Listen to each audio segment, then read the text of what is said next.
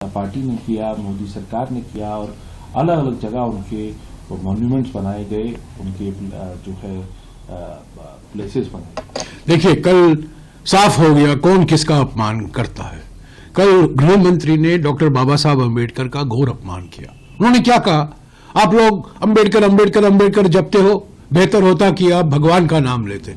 ये डॉक्टर अम्बेडकर का अपमान नहीं है तो और क्या है।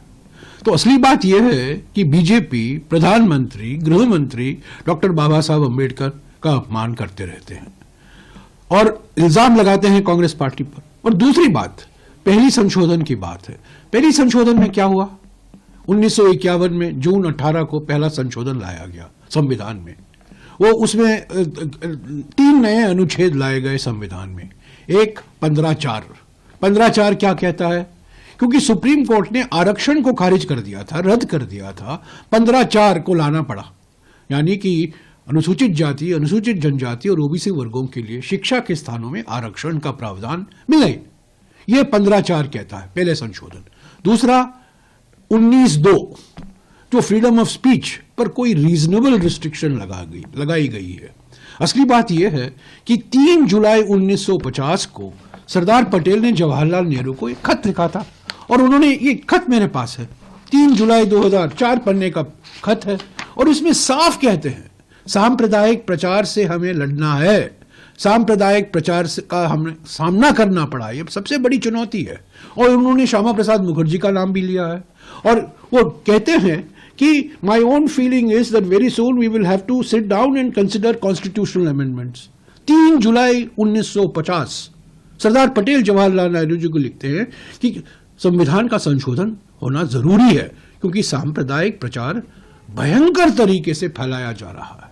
तो 19(2) उससे करता है और ये सिलेक्ट कमेटी को गया। सिलेक्ट कमेटी में नेहरू, राजा गोपालाचारी, श्यामा प्रसाद मुखर्जी, बाबा साहब अम्बेडकर, और बाबा साहब अम्बेडकर ने खुद इसकी वकालत की कॉन्स्टिट्यूएंट असेंबली में। और तीसरा 31(b) वो क्या कहता है, सुप्रीम कोर्ट ने जमींदारी जो रद्द कर दी थी, जमींदारी को जो हटाया गया था, सारे अधिनियम को उन्होंने रद्द कर दिया था, उन्होंने नकारा। और इससे निपटने के लिए संविधान में संशोधन करना पड़ा 31(b). तो ये 3 अनुच्छेद हैं, 15(4), 19(2) और 31(b). ये पहले संशोधन से आया, ये किसी के मनमर्जी से नहीं आया।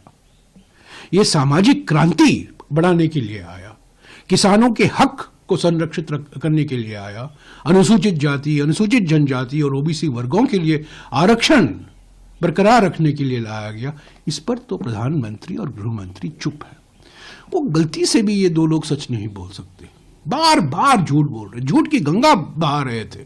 एक प्रधानमंत्री ने तो लोकसभा में बहाया और गृह मंत्री ने राज्यसभा में बहाया। सर, लेकिन जिस तरीके से उन्होंने कांग्रेस, इनके लिए झूठ सर्वोपरि है।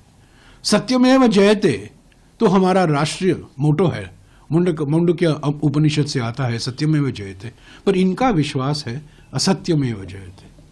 सर, लेकिन जिस तरीके से कांग्रेस पार्टी को आड़े हाथों लिया, कांग्रेस को टारगेट किया, हाँ बिल्कुल, उसको किस तरीके, कल तो चुनावी भाषण था उनका, बस सीधा निशाना यही था, कांग्रेस पार्टी था।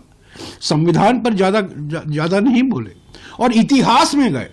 अरे आज क्या कर रहे हैं, बेरोजगारी, महंगाई, बढ़ती हुई आर्थिक विषमताएं, सामाजिक ध्रुवीकरण, संवैधानिक पदों का जो अपमान हो रहा है, उनकी स्वतंत्रता को खत्म किया जा रहा है। आज की हकीकत की बात उन्होंने नहीं की। 1950 में क्या हुआ, 1960 में क्या हुआ, 1975 में क्या हुआ, इमरजेंसी में क्या हुआ, वो तो घोषित इमरजेंसी था, वो तो संविधान के प्रावधानों के तहत इमरजेंसी लगाया गया। अब तो अनडिक्लेयर्ड इमरजेंसी है। भय और धमकी का एक वातावरण फैलाया हुआ है उद्योग जगत में, व्यापारियों में, किसानों में, सब देखिए कहीं भी एक तानाशाही है। एक तरफ तानाशाही है, दूसरी तरफ अमित शाही है।